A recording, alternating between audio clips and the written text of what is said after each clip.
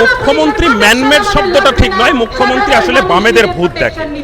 যখন উনি সরকারে ছিলেন না তখন বন্যা হলে উনি বলতেন ম্যানমেড বন্যা, আবার সরকারে যখন ছিলেন না তখন যখন সুন্দরবনের আইলা বিপর্যয় হতো তিনি দিল্লি গিয়ে দরবার করতেন যেখানে টাকা পাঠানো যাবে না সুন্দরবনের গরিব মানুষরা যারা ঝড়ে যাদের সব হারিয়েছে তাদের জন্য।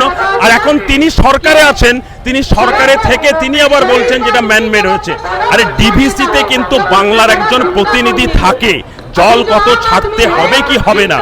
আমাদের ডিভিসি স্টাফ অ্যাসোসিয়েশন স্পষ্ট ভাষায় বলেছে যে ডিভিসি থেকে রাজ্য সরকার প্রতিনিধি সরিয়ে নিয়ে আসলে তার দায়টাকে ঝেড়ে ফেলতে চাইছে। আসলে মমতা বন্দ্যোপাধ্যায় আনসারেবল। ডিভিসির ওই জল ছড়ার কমিটিতে যেমন ঝাড়খণ্ড সরকারের প্রতিনিধি থাকে, পশ্চিমবঙ্গ সরকারের প্রতিনিধি থাকে, কেন্দ্র সরকারের প্রতিনিধি থাকে।